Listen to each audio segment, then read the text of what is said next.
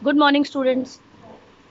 हम बीएसटी का चैप्टर 3 पढ़ रहे थे, public private and global enterprises, जिसका आज हमारा वीडियो नंबर 2 है।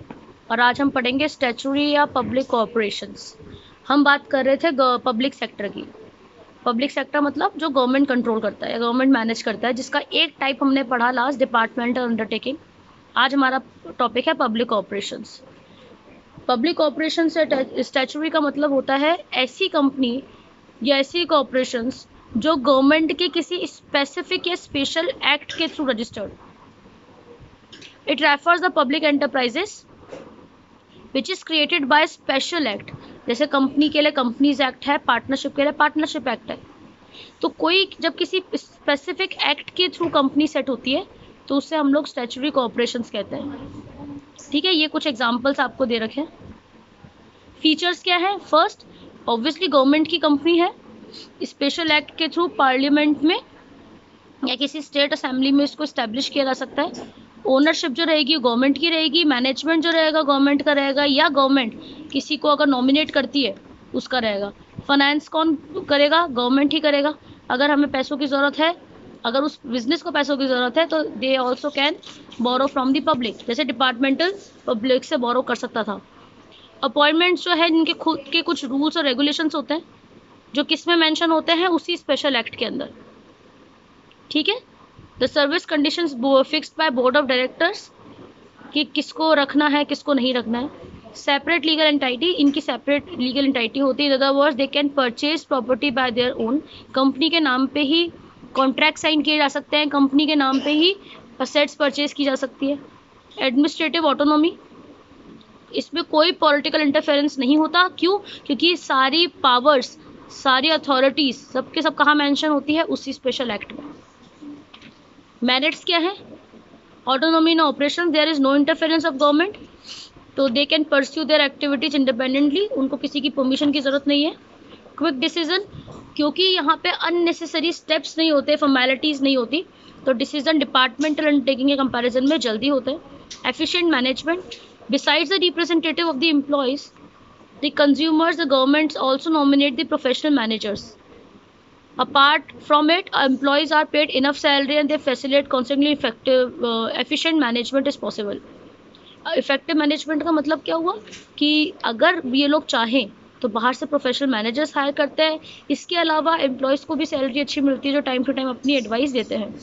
मेन मोटिव इनका क्या होता है? सोशल सर्विस कराना, नो प्रॉफिट या फिर वेरी लिमिटेड प्रॉफिट ये लोग अर्न करते हैं जितना सर्वाइवल के लिए ज़रूरी है।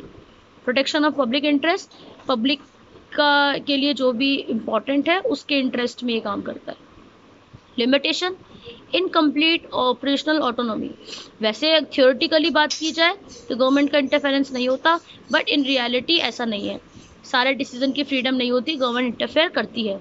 Lack of competitive feeling, again इसमें भी यही प्रॉब्लम है कि यहाँ पे कॉम्पिटिटिव फीलिंग नहीं है, प्रॉफिट मोटिव अर्न करना इनका मोटिव नहीं है, तो इसलिए इनको हमेशा लॉस होता है। ये लोग प्रॉफिट अर्न करने के लिए स्टेप्स ही नहीं लेते। इग्नोरिंग सर्विस मोटिव, जो बोर्ड ऑफ डायरेक्टर्स है वो पावर जो है अपने खुद के प्रॉफिट के लिए काम में लेते हैं, ना कि सोशल वेलफेयर के लिए। तो सर्विस मोटिव जो है वो सिर्फ और सिर्फ ऑन पेपर्स है, रियलिटी में नहीं। ठीक है। Next is government companies. Last, government companies का मतलब होता है जिसका मिनिमम 51% पेड अप कैपिटल जो है वो गवर्नमेंट के पास है। कौन सी गवर्नमेंट? स्टेट या सेंट्रल गवर्नमेंट। जिसका मिनिमम 51% पेड अप कैपिटल या तो सेंट्रल गवर्नमेंट के पास होगा या तो स्टेट गवर्नमेंट के पास होगा, तो दोनों के पास होगा। तो ये कंपनी जो है wholly owned by government companies where entire capital is with capital government. सारी की सारी कैपिटल किसकी होगी? गवर्नमेंट की होगी। मिक्स्ड ओनरशिप हो सकती है, बट जिसके अंदर मैक्सिमम पार्ट, जो मेजर पार्ट होगा वो गवर्नमेंट का होगा। आप पार्टनरशिप कर सकते हो, लेकिन उसके अंदर भी जो आपका मेन पार्ट है, वो मेन पार्ट या 51% शेयर जो है वो गवर्नमेंट का है। Like the companies of private sector, these are formal according to the provision of Indian Companies Act. If the government desire, relaxation can be given to them regarding any provision, but this relaxation must be authorized by the parliament. अगर आप किसी को relaxation देना चाहते हो, किसी company को, तो दे सकते हो, बट उसके लिए गवर्नमेंट की ज़रूरत है। ओनरशिप मिनिमम 51% गवर्नमेंट के पास रहेगी।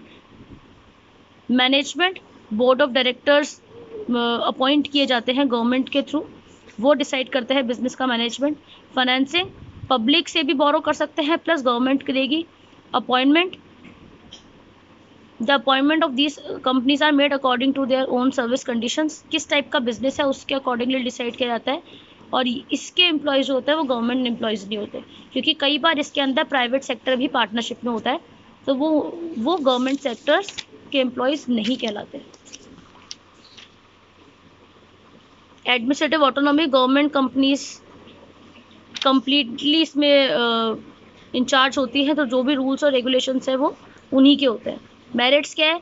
इजी फॉर्मेशन, कोई स्पेशल एक्ट की ज़रूरत नहीं है, ठीक है, कोई भी इस कंपनी को रजिस्टर कर सकता है किसी भी एक्ट के अंदर। ऑटोनॉमी इन ऑपरेशंस, गवर्नमेंट्स इंडिपेंडेंटली काम करती हैं, क्योंकि पब्लिक सेक्टर इंडिपेंडेंटली काम करते हैं, या गवर्नमेंट कंपनीज भी इंडिपेंडेंटली काम करती है, क्योंकि इसके अंदर गवर्नमेंट इंटरफेरेंस नहीं होता ज़्यादा। Flexibility, they can change their rules without any difficulty in the hour of need. इसके अंदर बाकी दो पब्लिक सेक्टर के कंपनीज के कंपैरिजन में ज़्यादा फ्लेक्सिबिलिटी होती है, यहाँ पे रूल्स एंड रेगुलेशंस चेंज हो सकते हैं। Quick decision in the absence of unnecessary formalities, क्योंकि यहाँ नहीं है तो डिसीजंस जल्दी होते हैं। Easy financing, they do need not depend on the help of government. इन्हें गवर्नमेंट के अलावा एक और ऑप्शन होता है कि ये लोग पब्लिक से भी बोरो कर सकते हैं।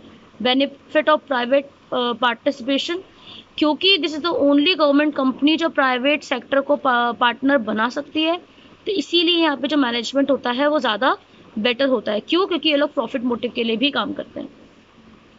अगेन इनकम्प्लीट ऑपरेशनल ऑटोनॉमी, मतलब ऑन पेपर्स ही ऐसा है कि गवर्नमेंट का इंटरफेरेंस नहीं है, वरना गवर्नमेंट ही इंटरफेयर करती है हर जगह पे। हर किसी को चूज़, प्राइवेट सेक्टर को भी कौन सा चूज़ करना है नहीं करना वो भी कौन डिसाइड करता है? Government. No continuity in policies, continuity in policies not achieve due to speedly replacement in the chairman and senior officers, क्योंकि यहाँ पे जो हेड होते हैं, सीनियर ऑफिसर्स होते हैं, वो बहुत फ्रीक्वेंटली चेंज होते हैं। गवर्नमेंट अपने इंटरेस्ट के अकॉर्डिंगली चेंज करती है, इसलिए कोई भी पॉलिसी लॉन्ग टर्म काम नहीं करती। Lack of professional efficiency, again company को कौन डायरेक्ट करेगा, कौन मैनेज करेगा, that is nominated by the government. तो कई बार गवर्नमेंट के थ्रू कोई प्रोफेशनल मैनेजमेंट वहाँ देखने को नहीं मिलता। Fear of public accountability, the annual report of government companies presented in the parliament, the senior director do not take any decision due to fear of criticism in the parliament। जो directors हैं वो risk नहीं उठाते कोई भी change का, कि उन्हें क्या डर लगता है कि पार्लियामेंट में उन्हें सपोर्ट मिलेगा या नहीं मिलेगा। इस वजह से इस बिज़नेस को सक्सेसफुल रन करना थोड़ा मुश्किल हो जाता है, और यही रीज़न है कि पब्लिक इसके ऊपर क्या नहीं करती, ट्रस्ट नहीं करती। तो ये हमारे 3 थे, डिपार्टमेंटल, पब्लिक एंड गवर्नमेंट। ये बहुत इंपॉर्टेंट है, तीनों सेक्टर्स का डिफरेंस। तो ये तीनों सेक्टर का डिफरेंस आप पढ़ना, जो हमने अभी पढ़ा है। और इसके आगे का जो आपका सिलेबस है, joint sector and global enterprises, वो इस साल सिलेबस में नहीं है। तो हमें सिर्फ कहाँ तक पढ़ना है? पब्लिक और प्राइवेट एंटरप्राइजेज के डिफरेंस तक, यही हमारे सिलेबस में, ठीक है। यहाँ तक आप पढ़ो, इसके रीड करके, वीडियो देख करके नोट्स बनाओ, और वो मुझे PDF फॉर्मेट पे ग्रुप पे सेंड करो। Thank you.